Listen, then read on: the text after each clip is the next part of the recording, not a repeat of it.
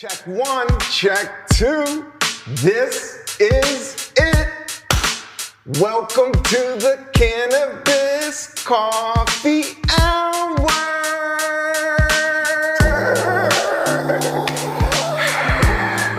With your host, me, Rob Cantrell, back. This is episode 218. I'm here at Alta Cannabis. I have a great guest, my good friend. We got some cannabis, we got some coffee.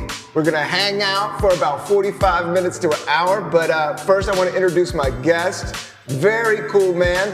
He's on a Audible series right now that you can listen to called Bloodweed, which is produced by Lauren Michaels' company, which is very heavy. He's an actor, comedian, writer. Please give it up for my homeboy, Mr. Boris Khaykin, everybody. Thanks, dude. Thanks for having me. Thanks for giving it up, everybody at home. Everybody at home on the internet, everybody smoking bowls in their underwear, hanging out, itching their butt, picking their nose, just thinking, hey, should I click away or should I watch these dudes? I'm saying you gotta watch these dudes. Stay all day. This is the Cannabis Coffee Hour, Boris. Yeah. So I like to talk about morning rituals. I like to talk about weed. I like to talk about music. I like to talk about comedy. And I know that you're an expert in all these things. The perfect cross-section of my skills. Getting high and doing comedy. Yeah, getting high, doing comedy, working out, playing bass. You got electric bass, don't you? I do. I'm not an expert on that. I am an amateur. I love doing it. Love playing bass, but by no means am I a bassist, let's say. Yeah, the electric bass, that's the chillest. You gotta bring that the next time you're on podcast. Oh yeah, just get in the pocket. Just get in the pocket and chill out. I remember watching this documentary and it was like Elvis, and Elvis would just sit around in a room with electric bass watching TV, like with his head, like that's how he would just nodding off. Just nodding off on Percocets and just jamming bass grooves. Peanut butter all over the fucking strings. Alte, so this is the space, man. Gorgeous. It's gorgeous. This is we have all their brands here. Alte, these guys have been beyond cool and beyond nice. This is our second episode with these cats. They supplied coffee, they supplied herb, they're producing an environment for creativity right here in Brooklyn. I think it's gonna take root and have mad flowers everywhere. But yeah, it's a cool space, so thank you, Alte. But Boris, where are you at with cannabis? You and I have smoked. Boris and I have done some hip hop videos together. We've done a lot of. Yeah, we've done it all. We've done some sketch. Have we done any films?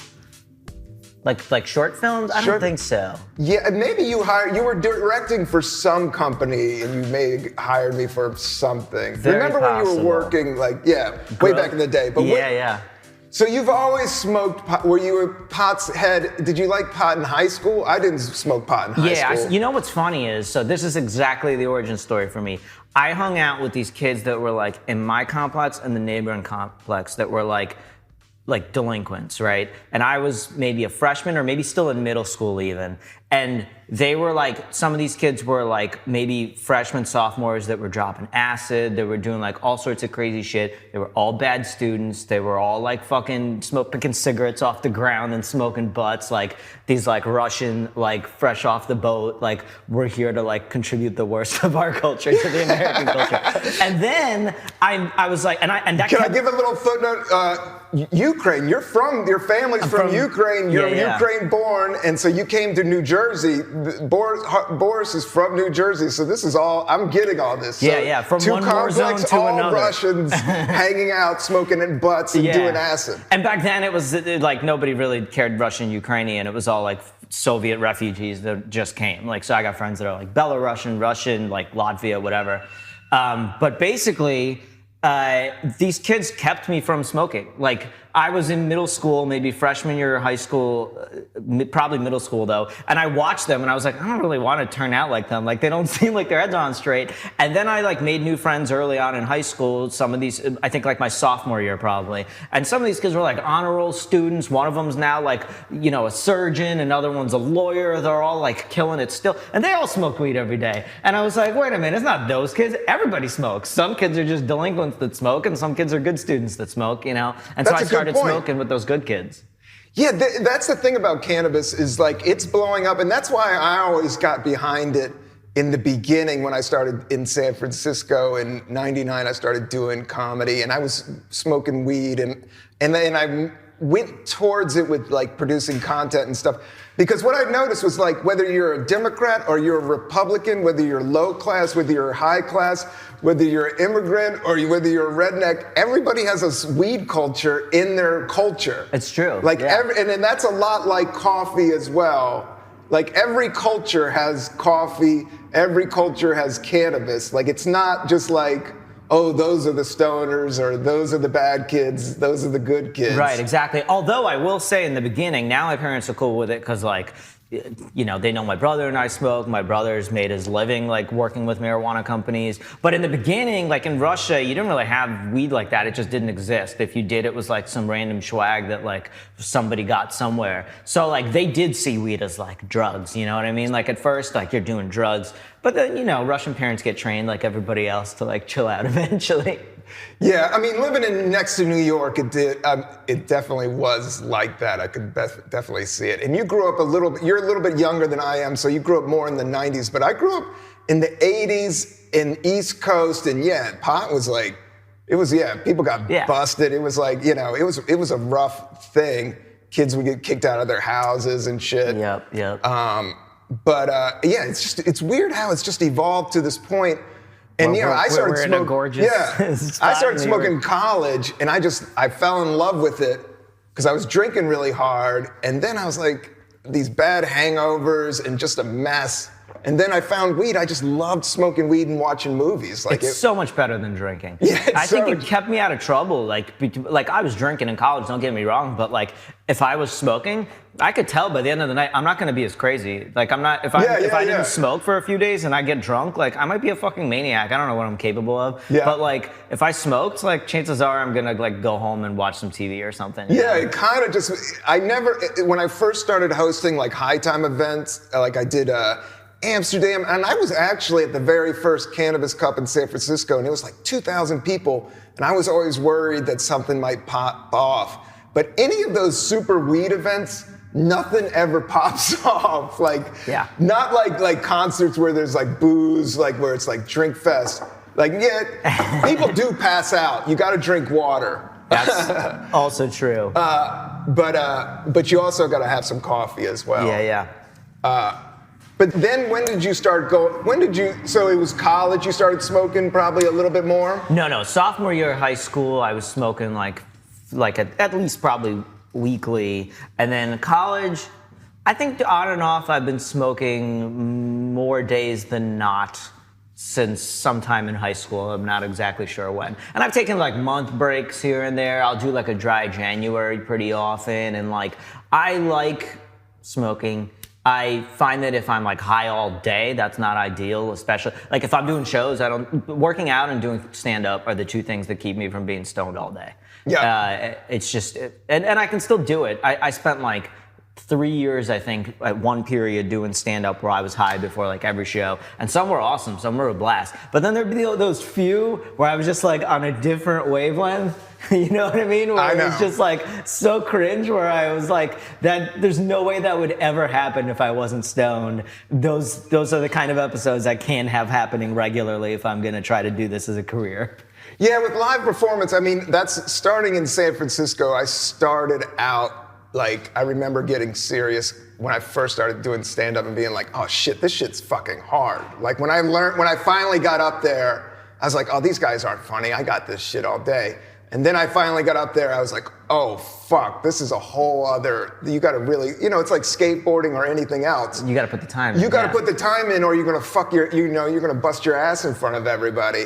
So I did start off like not smoking, but then over the years, I just loved cannabis, and I loved performing high. I will say that I really, not nowadays for acting, no weed. Yeah.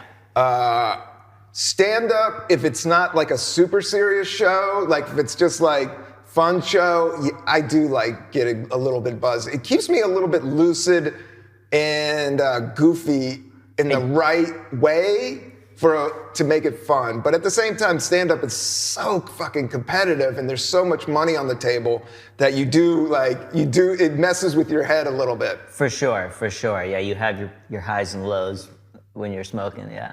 Yeah, but you're that way. What I found is I was that way regular. Right, it's not the weed. Yeah. That's actually one of the biggest things. I feel like I've had periods in my life where like I'm not that stoked on something happening, or like I'm not going in a direction that I'm like, I need to be like doing this more or whatever. And if I'm smoking all the time, the main reason that I might take a pause isn't even because I think it'll make things better, but it'll take away an excuse. Like I can't be like, if I wasn't getting high all the time, like I would have my shit together with this. And it's like, all right, well then stop getting high all the time. Oh, you still don't get your shit together? Well, yeah. It wasn't the weed, so at least I know that I can stop bitching about it. Yeah, or I'm not, yeah, it's just pretty much, weed is pretty much like coffee in the sense of like, it's not for everybody, and it can fry your nerves out and all of that. But we do have some, Alte has been very good to give us some, this is like some premium high-end. That's like a super premium duper mint can or something. Yeah, like these guys. If you're on Graham Avenue, this is the spot. Like everybody I've talked to, all the major heads, this has just got great herb, and this is papaya punch hybrid. This is just insane. Do you want to try it? Let's have a couple pre-rolls. I mean, it is the cannabis coffee hours. As long as it's not an indica, it's too early for that, But a hybrid, I can handle a hybrid. Yeah. But tell me about Bloodweed. Now, you did this Audible. Now, can you listen to it now? What is it? Yeah, it's out. What's funny is it was actually going to come out a year ago. It's a podcast. It's starring Haley Joel Osment and Maria, I think, Bakalova, is it? I had heard of her doing once the podcast came out, actually, but I think she's been in a bunch of stuff. But yeah, I did 5 or 6 characters in it. It is Matt Kleiman and Dan Abramson wrote it. Matt Kleiman reached out to me like 2 years ago. This thing was supposed to come out, and then the war happened with Russia and Ukraine. And so the podcast, the gist of it is about some guys who start a weed startup that ends up getting like purchased or invested in by the Russian mob. And so it's like how that your weed culture meets your tech culture meets your Russian mafia culture. And so it's fun. It's a very funny story, but I guess they had some trouble with marketing it when the war broke out involving one of the countries. I'm like, yeah, you got a Ukrainian refugee on hand? If you need me to be like, I said, it's cool. I'll do it. But yeah, they waited. They pushed the release back a year, which is, a respectable move to do. I'm sure there was like money on the table and all sorts of stuff. But now it's out and everybody can listen, and the guys who created it are super funny, and there's a lot of other really funny people in the cast. I recorded it in a closet at home, so I did not get to interact with any of the celebrities or people in it. Nor did I found out afterwards. I was like, oh, and this person's in it. That's cool. Yeah, the voiceover jobs. I have a friend that works at Bob's Burgers, and he was like, during the pandemic, was showing that he was like recording all his parts at home, like in his bathroom, with a quilt, making the trap house rap. This was super legit. Like, I've done stuff at home, and I have a pretty good setup. Like, I know audio engineering somewhat. I have a pretty good setup at home. Found a closet, blah, blah. But they had, like, a real pro, like, giving me notes on, like, the echo and the sound. He was like, move this pillow over here. They were, like, if you're doing this at home, this is going to be as, like, pristine as it can be at home. They, like, really were on it. I'm going to light one of these bad boys up. Let's rock and roll. And how's your coffee? Coffee's great. Are you drinking a lot of coffee these days?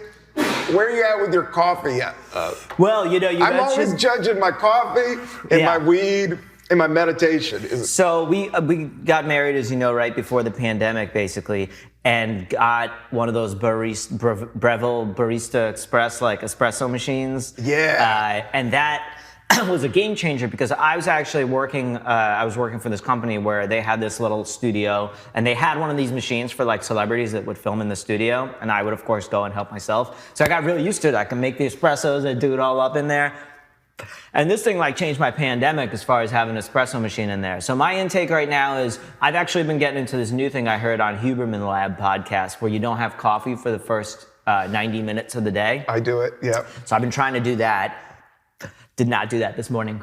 But most nights I've been trying to do that. I'll wait an hour and a half, and then I'll have my coffee, and my wife usually has coffee right away, and so she brews it, so I'm microwaving an hour and a half old coffee on my end from the pot. Espresso? Or you guys, is this machine, does it have an espresso side and a regular, like you can do both? No, but we have a different machine that's a regular pot of coffee. Oh, yeah. So that's the one we'll both have in the morning. I'll have it microwaved usually an hour and a half after she's made it. And then probably around like early afternoon, I'll usually do a second espresso cup of coffee. Ooh. I'll probably do a tea somewhere in between those two, or maybe afterwards, maybe iced tea if it's hot outside. Yeah. And then if I have a show that's like on the later side, like 9 p.m., I'll try to time another coffee for like 7 p.m.-ish. Like a little espresso? Kind of whatever's or available. just whatever Whatever I available. can get my hands on, basically. Sometimes that cold cup of coffee in the fridge, yeah, it's like a bump of old school cocaine or something. Or not that even in the I've fridge. never done coke, but it's just like that type of vibe. It'll get you up and out the door. Yeah.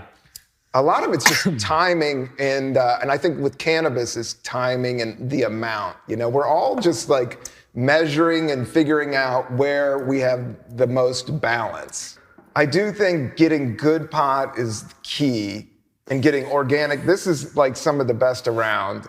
This is all they got like prepackaged. the dominance terpene on the label here. Yeah, and these shit. guys are not complete messing weed around. nerds in terms of, they got it broken down in terms of terpene. And that is like the taste. And the taste kind of, the taste is one of the senses, and the senses lead to emotion. That's what I've been learning with my meditation lately. Is so these type of like, if it smells like this or it's like this, Right. it gets you in that mood because it emotes that type of feeling in you. Yeah. I wonder. One of these days I need to do it. I don't know if I'm, despite the amount that I've smoked, if I'm sophisticated enough to pick up on it. I will generally sativa over indica, or at least a sativa dominant hybrid. But the terpene stuff, my palate isn't fine-tuned enough, I think, to know yet. Yeah. It's like even beers, I'm just like, as long as it's not a Belgian white ale, like I'll drink it, whatever. Yeah, I'm with that with coffee because I am, but at the same time, I can taste stuff. Like I do have like... With the weed? Yeah, oh yeah, especially with the weed. Like diesel, I prefer, I think this, I'm not sure if this is outdoor grown. I think it is, since it's like... This? This is like prepackaged. Yeah, it's nice. Yeah, this is like some of the best pot you can get right now, probably in the world, here at Alte. All day. Alte all day is how I remember it. A-L-T-A. A-L-T-E. E, but they make it look like an A. Yeah. But then you pronounce it like an A. So Alte all day. Do you have a podcast right now? I do have a podcast with my buddy Joseph Coker. It's called Airbnb Drama, and Joseph and myself have both worked with Airbnb hosting. Joseph for much longer and more extensively than myself, but it's all about like different stories from doing Airbnb shit, weird guests, and like just crazy stuff that happens in that industry. Yeah. Yeah. That's a great, that sounds great. I don't want to plug it too much because I want people to stay here on this podcast, the Cannabis Coffee Hour. But we're all hustling and doing these things, but it does sound amazing. And I know there's so many stories on that. Yeah. Check it out after you've listened to every single episode of this podcast. Yeah. Go backwards from 218 to 1, and then check out Airbnb Drama. Then check out Airbnb Drama and Bloodweed first. You could do that first. We plug that up. Okay. Every episode of this podcast, then Bloodweed, then Airbnb Drama. And then check out some old Bo Diddley on YouTube. Okay. First the Bo Diddley, then Airbnb Drama. And then, what are you watching? Is that how you, like, how do you listen to music? Like everything's evolving and changing so fast. Are you a YouTube video guy? Are you a Spotify only? How you listen? Or maybe you're a vinyl. I am a record nerd. That's true. Nice. You do it for real. You got a good system and all that? I got a all analog. I got an old tube amp, Dynaco from 1957. It's like they used to come in kits. They were like called the poor man's Macintosh. I can get real dorky about this. Yeah, let's go. Go. We got weed. We got some weed dorks in the house. Yeah. Well, and I love sound. I love music. And I've never been able to get a kit together. Yeah. I'm impressed that you pulled it off, and that sounds dope. Go. They're the most common, like mass-produced, made in the U.S. tube amp. The turntable is a music hall, MMF, I forget which one, but it's a good one. What's the needle situation all about? It's got whatever needle came with it, but it's also a good needle. Nice. I do not remember what needle it is. But what speaker system is it pumping out of? Old ass, what are they? Got some wood on there? Oh yeah, of course. They got a wood grain? Maybe Philips? Philips, great. If it's just those big boxy speakers. Oh no, they're big ass old wooden speakers. Oh, those old Bose, like everybody had those Pioneers were really common. Yeah, Pioneers were really common, JVC, all of them. I love speakers, but we don't even use them that much. Like I use iPods and my headphone. Yeah. And I do have a Bose little travel joint. You got to. My little boombox. Do you have a little boombox travel? For my wife for her birthday Bluetooth. one year, I got the UE boom for her, and we used that. Yeah. It's a good one. It's a good little guy. Yeah, good little guy. You gotta have one. You gotta have one. Yeah, it's made hotel life. It made hotel life into rock star. Like everybody had their own system because those speakers are good. They have good sound. Yeah, it's crazy. It's very impressive what they started doing all of a sudden. Yeah, and how everybody's you just have to have one around. Yeah. Or you're listening it through your MacBook speakers, Yep. which is always just depressing. Yeah. But otherwise I feel like new music I either hear in a TV show or I use that Spotify Discover Weekly type thing. Yeah. Yeah, I'm not... You're using some algorithms. Yeah, exactly. It's not like when I was younger and it would just be like, oh, who's opening for this band, I know. Now it's all algorithms and, YouTube. I don't mind a good Spotify recommend. I would say, a lot of my stuff is on Spotify that I listen to has been on recommend. And it pushes your... just awareness of other music out there. Yeah. Because is this show on Spotify? Yeah, it is. Nice. There you go. Yeah, but I am in... my comedy album is not on Spotify. My record label, 800 Pound Gorilla, was in some type of thing. So that's what I always bum out about. Word. But the podcast is on there, and my hip-hop album is on... Well, my music album is... Nice. I wouldn't say it's fully hip-hop. Your record's on iTunes? Yeah, my record is on iTunes. I'm glad it's on iTunes, but that's pretty much all it is. That and YouTube. Word. Yeah. There's like a creative revolution. Like I always say, wherever there's good weed and coffee, there's good art. Flock to it. Vancouver, right? You got some good artists. Yep. France has got hash and like great espressos. Amsterdam, Starry Nights is... Yeah. I know there's a lot of great artists, but if you ask any common man on the street and you go, do you know Van Gogh? They would be like, yeah. But now New York is like almost like, this place has so much weed now. It kind of like flipped a switch. It really is pretty wild how quickly I went from like having to call somebody to come through to being able to walk anywhere within a block or like a few block radius and be able to buy weed on a corner. I know. I always would say check out who you're buying it from. Yeah, I've had a couple places where like half of it was tobacco or something and like... Yeah, it's kind of bonked. I don't like that. Never went back there. Yeah, there's some great places in Manhattan that I love. The Housing Works, and then there's stuff out here. This is a private club, but they're moving towards it. fully legal, but this is kind of like a sign up, and they support artists and stuff. But Housing Works I really love in Manhattan, and then just how open it is and how, yeah, people just have it on the street and it's kind of become normal. So you have a coffee machine, you have some cannabis, you have a sound system. What kind of records are you listening to right now?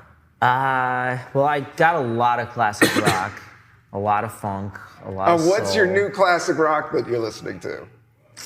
I haven't picked up anything new in a while, but I did get, and I was looking for this for a while, and I actually got it in Greenpoint on the street.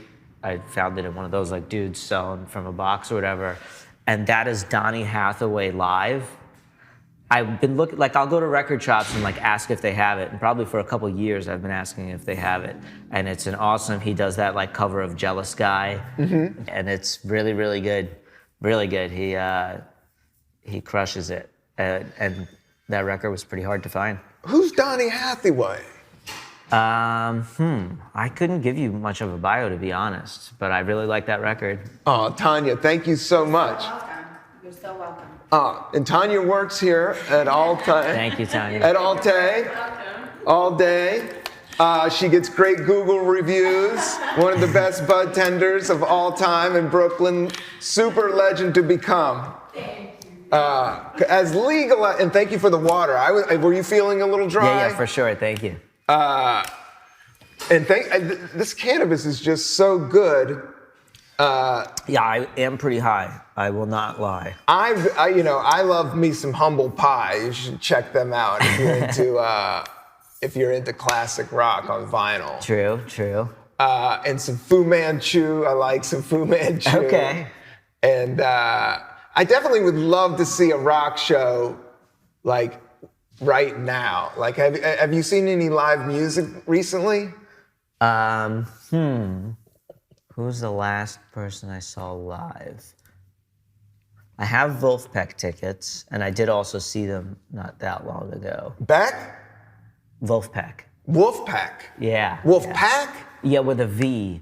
Vulfpack. They're pretty huge now, but they kind of got big all of a sudden, I would say. But they're like kind of funk jam, but like the songwriting's really good. They have a lot of guest like singers. They're very good. Yeah, I recommend them. Oh, I love some good funk. Yeah. Yeah, you dig them. And They're then coming back. live and dancing. So when you get that combination together, dude, they got a horn section? They sometimes do, yeah. Dude, when you bring the horns to a live event, Oh, yeah. dude, it pumps. I don't care. If you want to experience music in like the most danceable way. Agreed. Have you been to New Orleans? I have not. That's the weird thing man, about you'd me, love it. dude. You would love it. I know. I have a boy that I ran with back in the day that lives there now. You know, I don't, and You should go. I need to go. There's a whole- There's there's a not a whole comedy street. scene, but I know now there's a comedy scene. But coming up, the comedy was like, there wasn't road gigs Yeah, down there. yeah. So I never really ended up there. And then I kind of like fell out of drinking. But I love good food and I love good music. I Yeah, love it's good got funk. everything I know else. these drummers. Yeah, I know like musicians just end up there. There's just this street, and it's not Bourbon, Frenchman Street, where every single spot on that street just has a dope band, and all of them have a horn section, basically, except for this one place called the Apple Barrel, where it's a lot smaller, but they gotta like rock out even more to compete with everybody with a brass section, you know? Yeah. It's good. It's Yeah, good yeah, street. yeah. And you can just sit there and drink and hang out in the street and listen to music. Totally. Like they had a Brooklyn Street Park the other day and there was a band and I was just running an errand, but it was like the middle of the day and it's just going off. Like, dude, and people are dancing and shit. And you just stop and you hang out and you're like, oh yeah. Yeah, you can't. How are you gonna hate on that? You know? Yeah. And it's enjoyable. And you're all of a sudden in a whole other dimension. That's what I've been thinking about with meditation is tapping into higher dimensions. Yeah. And especially like good live positive music. If the timing is right and you're in the mood to fucking see some shit pop off, and it just puts you into another world. It's true. Yeah. Seeing horns, like I said, like I haven't eaten that many mushrooms, but I do remember, who was it? Maceo Parker. Do you know who Maceo Parker is? I don't. He played with James Brown. He's a horn guy. And do you know the instrument? It's a saxophone. Word. Saxophone with a full band behind him, a full funk band behind him. And he was kind of killing it on the jam band scene. And like, it was just, it was Maceo Parker. He played with everybody. And everybody would have him on. And I think he's still out there. But yeah, it's like in Funky Drummer, like from James Brown. He's like, Maceo. He gives him shouts out. Yeah. But I remember I took mushrooms with my friends. And we went and saw Maceo Parker in this small club. And it's like I'm in my early 20s. And I haven't eaten that many mushrooms. And it's like lights on this full horn section. It's like, just like the best funk music. Everybody suddenly started just riding the wave, dancing like mad. Like, no, this is like, 90s drinking, just going off. And I just remember the horns and the lights and the joy just like going, boom, boom, hitting me. And I was just like, oh, and I haven't experienced that since. Yeah. Have you done mushrooms since? Yeah. I saw Run DMC on mushrooms, but it was in the later days. Yeah, wow. And I think it was right before Jam Master Jay died. And it was in San Francisco at this place called the Justice League. And they would have punk band. But it was a big venue. So it was like a big B venue. And ate mushrooms and I checked them out. Nice. It was kind of surreal. I've done mushrooms a bunch, but I'm trying to remember if I've done mushrooms and gone to a concert. I feel like I must have, but I don't remember doing I haven't done it a lot. I think that's why and I haven't done mushrooms a lot, but the times I have done them, or I was backpacking somewhere. Yeah, I've done them in the woods or like in a park for sure. Yeah. I did them, I went to Thailand. I went and backpacked all throughout Southeast Asia. I lived in Bali for a month. Right before I started doing stand-up, I quit my sales job after 3.5 years. I saved up a bunch of money, like 10 grand. Nice. Went to Thailand, hit the reset I didn't button. went to Thailand. And this is a year before The Beach came out. I did the full thing. I learned how to surf in Bali. And that was the trippy thing that I'll say to the young bucks is like, the dollar was at its highest point. And so this is when Clinton was in office, and the minute you stepped off the fucking plane, your money doubled. Word. Yeah, you just had more money going to other countries. Yeah, of course. Wow. And then I was in the best beaches. So I went to they would make mushroom shakes and with fruit on the beaches, and they would have this like techno party, Koh Samui. Awesome. And that was one place that I ate them. I was like, wow. That's awesome. That was amazing. And that was more like nature blast, the water, the sky. Do you have any nature memories? What's your, have you ever been on what mountains have you seen? Yeah, well, with mushrooms, my experience with mushrooms is more like there's a guy in a car somewhere in Jersey. You can buy a bag from him. But with nature, let's see. It doesn't even have to be mushrooms. Do you go hiking? I just went hiking to completely pivot in a different direction. I went hiking with my kid and my wife and a bunch of friends for my birthday. We went upstate New York somewhere by New Paltz or something like that. It's beautiful up there. Very pretty. Yeah, I love upstate, dude. Yeah. I have a friend that used to live here. I used to live in Williamsburg. I used to live right over here on Bedford Ave, and he lives upstate now. And anybody that, if you go up there, there's a ton of artists, and it's a ton of good food, and then there's a ton of nature stuff, Yeah, for sure. Cold Spring, that's like the really cute spot. Did you ever skate growing up? I did not. I can do it a little bit now. I didn't grow up skateboarding, though. I don't feel like that comfortable on it. What about snowboarding? Oh, yeah.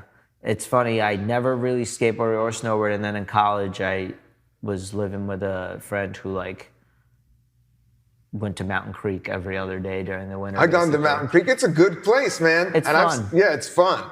I snowboarded there. That's my one, year I go up there. Yeah. My brother-in-law lives up there, so yeah, I like it up there, man. Yeah, well, and snowboarding, you could pick just for stoners is like that's something you could pick up. I'd say try snowboarding if you can, especially smoking weed. That's another nature memory I have is like listening to music. Like I used to do that. I don't think I would do that anymore, but listening to music and snowboarding. Yeah, the big one was when those first helmets, those like the ones with the speakers in them came out with the skull candy. Yeah. You could take a bowl hit and then throw on some tunes if you're not with people. Yeah, that's the safest when you're not with people. Yeah. Boris, you're too cool to be doing this podcast. I appreciate you coming through. Oh, We're going to wrap it up. Is there anything you want to plug? Check out Bloodweed on Audible or wherever you listen to podcasts. Yeah.